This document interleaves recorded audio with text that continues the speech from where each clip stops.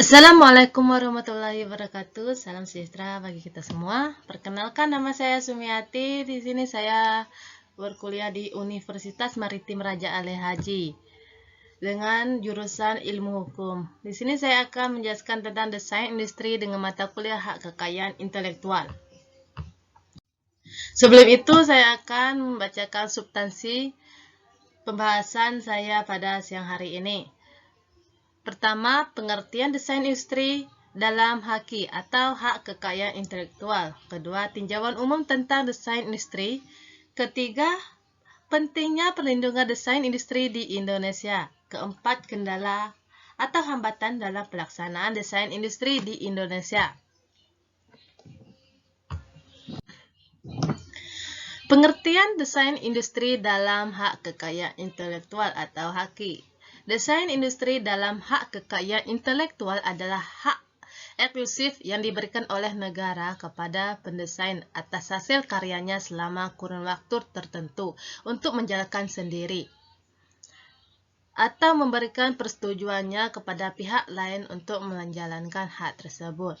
Desain industri adalah suatu kreasi tentang bentuk, konfigurasi atau komposisi garis atau warna atau garis dan warna atau gabungan dari padanya yang berbentuk 3 dimensi atau 2 dimensi yang memberikan kesan estetis dan dapat diwujudkan dalam pola 3 dimensi atau 2 dimensi, serta dapat dipakai untuk menghasilkan suatu produk, barang, komoditas, industri, atau kerajinan tangan.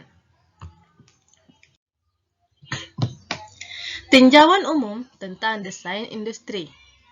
Lingkup desain industri yang mendapat perlindungan adalah: pertama, hak desain industri diberikan untuk desain industri yang baru. Kedua, desain industri dianggap baru apabila pada tanggal penerimaan desain industri tersebut tidak sama dengan pengungkapan yang telah ada sebelumnya. Ketiga, pengungkapan sebelumnya sebagaimana dimaksud dalam ayat 1 adalah pengungkapan desain industri yang sebelumnya, yaitu A. Tanggal penerimaan, B. Tanggal prioritas apabila permohonan diajukan dengan hak prioritas, C. Telah diumumkan atau digunakan di Indonesia atau di luar Indonesia. Dalam Undang-Undang Nomor 31 Tahun 2000, seorang atau beberapa orang yang menghasilkan desain industri disebut pendesain.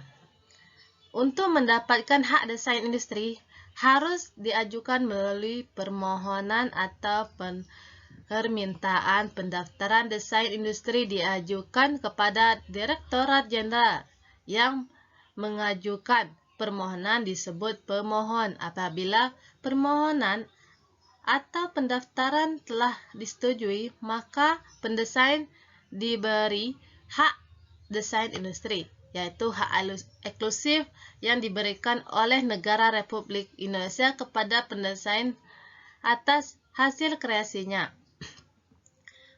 Untuk selama waktu tertentu, melaksanakan sendiri atau memberikan persetujuannya kepada pihak lain untuk melaksanakan hak tersebut. Pentingnya perlindungan desain industri di Indonesia. Cabang HKI atau Hak Kekayaan Intelektual yang harus dilindungi di Indonesia adalah desain industri. Indonesia telah memiliki Undang-Undang Nomor 31 Tahun 2000 tentang desain industri. Pembentukan undang-undang ini dimaksud untuk memberikan perlindungan hukum yang memadai terhadap desain industri, yang pada gilirannya akan mempercepat pembangunan industri nasional serta sekaligus mendorong lahirnya berbagai kreasi dan inovasi di bidang desain industri. Ada 5 pendekatan dalam sistem perlindungan hak desain industri, yakni pendekatan paten, hak cipta, desain, merek, dan persaingan tidak sehat. Dalam pelaksanaan desain industri dikenal hak desain industri. Hak desain industri secara umum melindungi fitur-fitur bentuk konfigurasi atau ornamen yang diterapkan pada suatu barang dengan berbagai proses industri.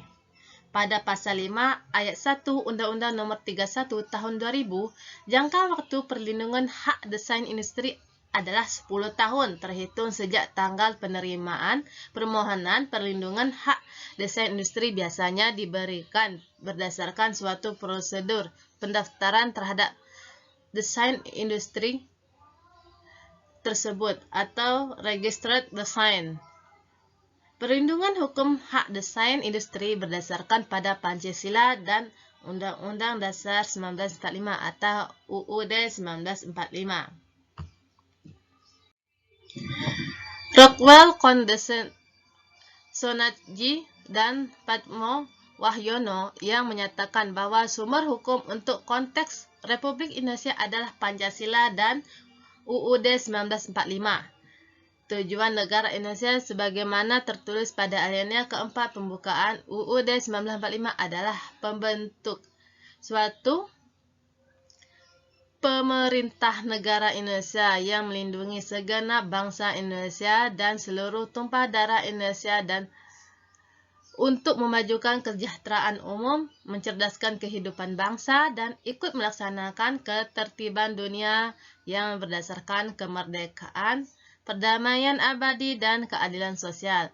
Keikutsertaan Indonesia menjadi anggota World Trade Organization atau WTO adalah dalam rangka memenuhi tujuan negara untuk ikut melaksanakan ketertiban dunia yang berdasarkan kemerdekaan, perdamaian abadi, dan keadilan sosial, khususnya di bidang ekonomi atau perdagangan internasional.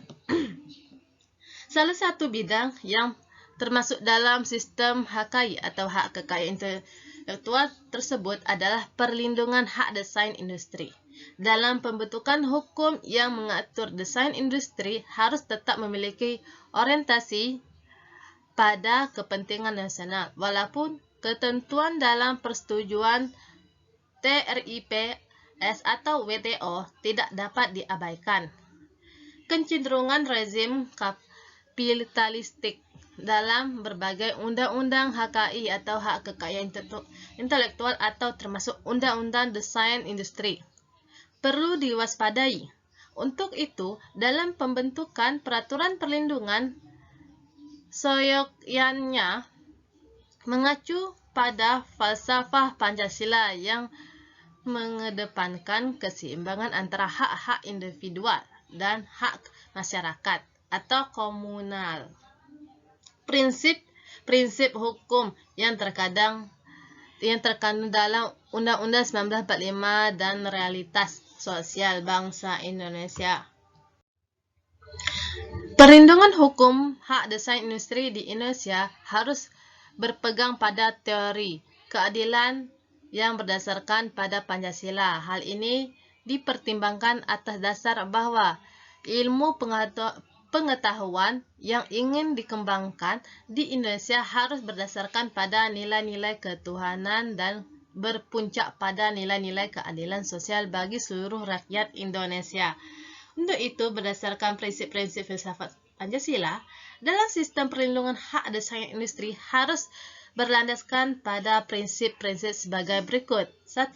Prinsip kemaslahatan manusia atau prinsip kemanusiaan. Kedua, prinsip keseimbangan kepentingan individu dan masyarakat. Ketiga, prinsip nasionalisme atau perlindungan kepentingan nasional. Keempat, prinsip keadilan sosial. Kelima, prinsip pembangunan ilmu pengetahuan dan teknologi atau IPTEK.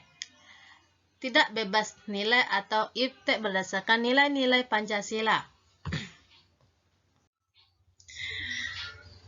Selanjutnya, kendala atau hambatan dalam pelaksanaan desain industri di Indonesia. Permasalahan tersebut timbul. Salah satu sebabnya tidak terlepas dari kelemahan dan undang-undang itu sendiri. Misalnya, dari aspek substansi, prosedur pendaftaran maupun penegakan hukumnya. Kelemahan dari aspek substansi diantaranya terkait desain dengan istilah desain industri. Objek hak desain industri, syarat pemberian hak desain industri, permohonan pendaftaran desain industri, hak eksklusif, pemakai terdahulu, pelaksanaan desain industri oleh pemerintah, pencabutan pendaftaran hak desain industri oleh menteri, dan sebagainya. Kelemahan dari aspek prosedur pendaftaran diantaranya terkait dengan pemberian hak tanpa pemeriksaan substantif dan sistem perlindungan desain industri. Kelemahan dari aspek penegakan hukum diantaranya terkait dengan sebelum adanya Komisi Banding Desain Industri sebagai badan khusus independen yang memiliki tugas dan wewenang untuk memeriksa adanya penolakan yang bersifat substantif terhadap permohonan hak desain industri dan ketentuan sanksi yang harus dibedakan antara pelanggaran hak yang disebabkan substansi desain industri yang sama secara keseluruhan dan yang mirip dengan desain industri terdaftar untuk tujuan komersial. Sejak berlakunya Undang-Undang Nomor 31 Tahun 2000, masih terdapat beberapa kendala dan hambatan dalam implementasi Undang-Undang Nomor 31 Tahun 2000 tersebut ditinjau dari aspek substansi, prosedur, dan administrasi, serta penegakan hukum yang menimbulkan masalah ketidakpastian hukum. Secara umum, ada beberapa kelemahan yang dijumpai dalam Undang-Undang Desain Industri. Sekian dari saya akhiri. Wassalamualaikum warahmatullahi wabarakatuh. Terima kasih.